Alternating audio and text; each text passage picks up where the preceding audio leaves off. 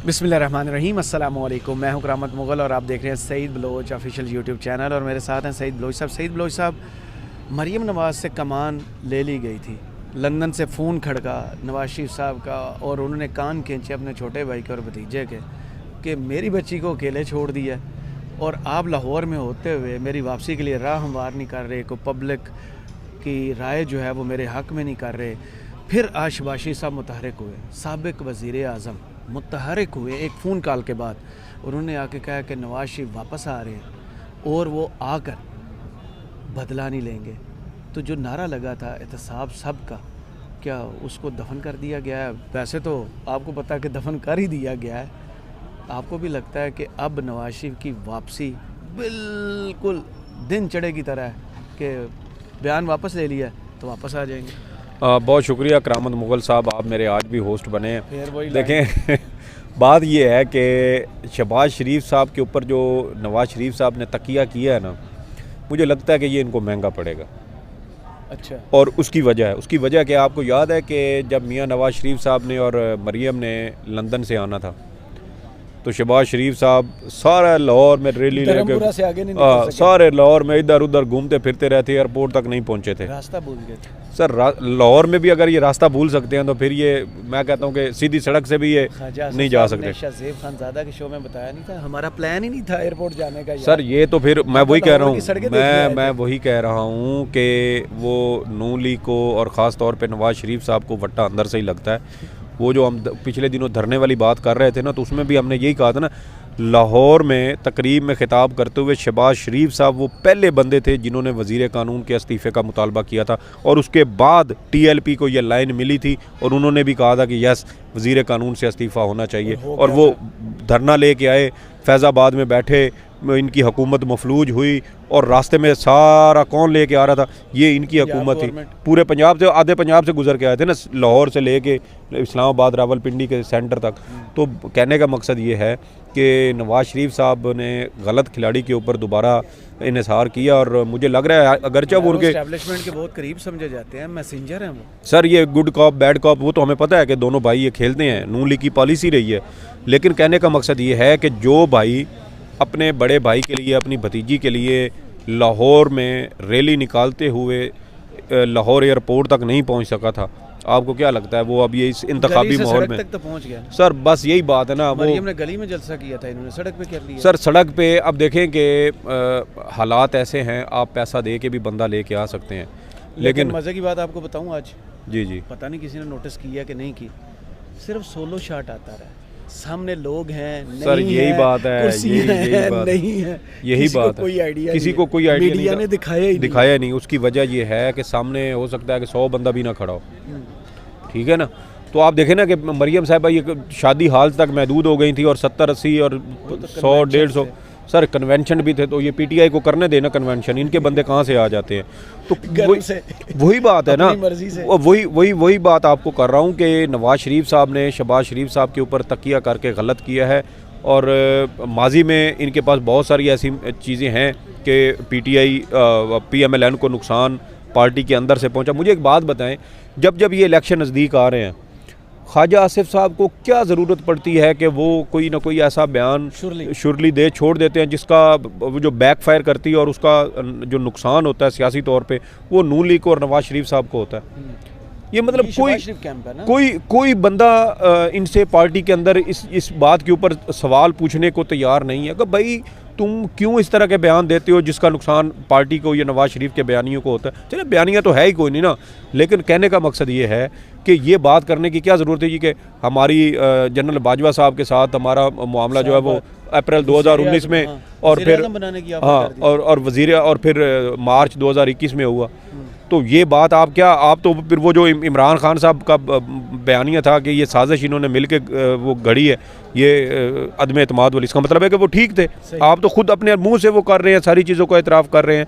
तो मैं वही कह रहा हूँ कि ये जो इनका पूरा एक ग्रुप है ना, जिसको वो एक टर्म भी एक इस्तिलाह भी किसी चली थी, नहीं मुस्लिम लीग नून और मुस्लिम लीग शीन, तो ये जो शीन वाला ग्रुप है ना, ये नून के साथ लड़ता है और नून वाला शीन के। आपको पता है कि जब लाहौर हाई कोर्ट ने अल्लाह भला करे वो तोशाखाना का रिकॉर्ड पब्लिक करने की बात की थी तो सलमान शहबाज साहब ने एक ट्वीट बड़ी मैनी खेज किस्म की थी। वो किसको टांट कर रहे थे? वो मरियम साहिबा को कर रहे थे, वो जिनका अनानास का डब्बा निकला। जी जी जी जी जी। तो ये देखें कि ये दोनों ग्रुप्स और इनके जो अनानास का डब्बा तो निकल आया था, लेकिन जो इतने हार और वो थे वो गायब हो गए। मुझे बताएं, आज उन्होंने एक और बात की है, बड़ी मेरे लिए तो दिलचस्प बात थी कि लंदन में जब थे तो नवाज शरीफ ने 18 सितंबर को जो तकरीर की थी ना, उन्होंने कहा था कि अगर हमने इन लोगों को माफ़ कर दिया तो अल्लाह हमें माफ़ नहीं करेगा। शहबाज शरीफ अब कह रहे हैं कि वो तकरीर करेंगे आके मीनार पाकिस्तान पे और अपना मामला अल्लाह के हवाले कर देंगे। देखें, एक होता है इश्क मजाजी और एक होता है इश्क हकीकी, ठीक है। नून लीग, अब जैसे आपने बात की ना कि नवाज शरीफ साहब ने कहा कि अल्लाह हमें माफ़ नहीं करेगा, हाँ। तो एक धमकी गई है यहाँ से, एक सख्त धमकी भी हम नहीं कहते, तंबी कह दें उसको, हाँ। ठीक है, वार्निंग यहाँ से, ठीक है। और उसके बाद मियाँ साहब अपने बयानिए की पतलूने छोड़ के भागे हैं। यही हुआ है ना। जस्टिस इजाज़ुल हसन के ख़िलाफ़ तकरीर कर रहे थे, अगली तकरीर आई है, उसमें जस्टिस इजाज़ साहब का नाम नहीं है। उसके बाद जनरल फैज़ हमीद आई है उनकी कोई, उसके बाद एक और भी आई थी सर, जिसके अंदर 2-3 दिन के बाद, जिसमें जस्टिस इजाज़ुल हसन साहब का नाम नहीं था। उनका ये आई हैं चीज़ें। अच्छा, दूसरा जनरल फैज़ साहब थे, जनरल बाजवा साहब थे, ठीक है। तो मुझे बताएं कि इतनी कन्फ्यूजन है, इतनी कन्फ्यूजन के दौरान आप मतलब अल्लाह का जो आपने बात की कि अल्लाह माफ़ नहीं करेगा, तो आप जब एक तंबी से एक बंदे की थोड़ी सी उसने आंखें दिखाई और आपकी जो है वो पतलून तो किसी और ने दिखाई है ना, तो जो जनरल बाजवा का और जनरल फैज़ का नाम लेते हैं। सर बात ये है ना कि वही बात आ जाती है ना घूम फिर के, वो भी तो इंसान ही है। नहीं, मैं ये नहीं कह रहा, मैं जजेस का नहीं कह रहा, मैं कह रहा हूँ जिसने आंख दिखाई है, हाँ। उसने जजेस के हवाले से भी दिखाई होगी, क्योंकि उसके बगैर तो अब जस्टिस इजाज़ुल हसन साहब ने तो नहीं किया होगा। क्योंकि आपको याद है जब 2017 में ये पनामा वाला मामला चल रहा था, तो लाहौर में जस्टिस इजाज़ुल हसन के घर के ऊपर फायरिंग हुई थी। जी जी, याद है आपको? बिल्कुल, उनको दबाव में लाने की कोशिश की गई थी, और उस वक्त वो निगरान जज भी थे, उनके पोर्च और गाड़ी पर फायर लगे थे। तो देखें, जिनके साथ माजी में ये कुछ होता रहा है, अब आप उनके लिए तो फिर ये चीज़ें उनके कहने पे तो नहीं छोड़ेंगे ना। इसका मतलब ये है कि कोई और ताकतवर शख्सियत है जिसके कहने के ऊपर आपने ये सब कुछ। आपको एक और बात बताता हूँ, 2020 सितंबर 2020 में जब PDM तहरीक का आगाज़ हुआ था और टारगेट ये था कि 31 दिसंबर 2020 तक PTI की हुकूमत ख़त्म कर दी जाएगी। नवाज शरीफ साहब ने गुजरांवाला में पहली सियासी तकरीर की थी PDM के प्लेटफॉर्म से, बड़ी सख्त बातें की थी, जनरल बाजवा को कौमी मुजरिम और फलाना टिमकाना सारा कुछ कर दिया था। उसके बाद जी जनरल फैज़ साहब के बारे में। उसके बाद अगली वीडियो, अगला जलसा था गलबन बहावलपुर में, के पता नहीं किस शहर में था, कराची में था शायद, पीपल्स पार्टी ने इन सारों ने बारियां बांटी। जी जी, कोयटा में JUI कराएगी, जी जी, नून लीग गुजरांवाला में और लाहौर में करवाएगी, और कराची में पीपल्स जी जी जी जी, इसी तरह का कुछ था। तो दूसरी जब जलसा था ना, तो उसमें नवाज शरीफ साहब ने तकरीर ही नहीं की थी, तो जी जी जी जी। तो जो हमारे सीनियर वकील हैं जनाब एतजाज़ एहसन साहब, वो GNN के ऊपर उस वक्त लाइव थे, तो उनसे पूछा गया कि आज नवाज शरीफ साहब ने तकरीर नहीं की, पिछली तकरीर, तो उन्होंने क्या कहा? तो उन्होंने कहा था कि यहाँ से एक ब्रिगेडियर साहब का फ़ोन गया है। उन्होंने ऑन द रिकॉर्ड का, TV के ऊपर क्लिप मौजूद है, अभी भी आप गूगल के ऊपर सर्च करें, आपको चीज़ें मिल जाएंगी। उन्होंने कहा कि एक ब्रिगेडियर साहब का फ़ोन गया और मियाँ साहब के जो है ना गए और उन्होंने तकरीर नहीं की। तो मुझे बताएं ना कि जब आप अपना बयानिया इस तरह छोड़ के भागेंगे, सख्ती आपसे बर्दाश्त होती नहीं है, मुश्किल हालात आप सामना कर नहीं सकते, बेड़ा आपका कैसे पार वो लगेगा? उनकी बेटी तो कहती है बहुत बहादुर हैं, आपको छोड़ के तो नहीं कि भागे। तो 4 साल वहाँ पे क्या करते रहे हैं? आराम कर रहे हैं ना। तो वो अच्छा अपने लोगों से ना वो 4 साल जिला वतनी का भी वो बड़ी मज़े की आपने बात याद करो, उससे हट के वो देखे ना, अमार मसूद साहब ने एक कॉलम लिखा था, वो भी खुद साख्ता जिला वतनी। ओ भाई, जिला वतनी कहाँ से है? आप यहाँ से अदालतों से 50 रुपए का स्टाम्प दे के धोखाधड़ी करके गए। लाहौर इस्लामाबाद हाई कोर्ट ने जब नवाज शरीफ साहब को इश्तिहारी करार दिया था ना, तो इन्होंने कहा था कि नवाज शरीफ साहब को हमने मौका दिया है और वो कल को ये नहीं कह सकेंगे कि उनको कोई मौका फराहम नहीं किया गया और उनको सुना नहीं गया। नवाज शरीफ साहब इस निज़ाम को धोखा दे कर गए हैं। ये इस्लामाबाद हाई कोर्ट की ऑब्जर्वेशन है। फैसल वावड़ा ने तो यहाँ तक जलावतनी कैसे हुई? पहले जहाज़ में बांध के भेजा था, अब आएंगे तो बांध देंगे। तो नहीं, एक और बात, एक अब आपने ना वो याद करवा दिया मुझे फैसल वावड़ा के साहब के। फैसल वावड़ा साहब ने आज नवाज शरीफ साहब को मशवरा दिया है कि आप वापस ना आए। मेरे ख्याल में ये भी एक तरह से ना एक मैसेज दोबारा मैसेज है कि मियाँ साहब वापस ना हो, इतने आके फंस जाओगे।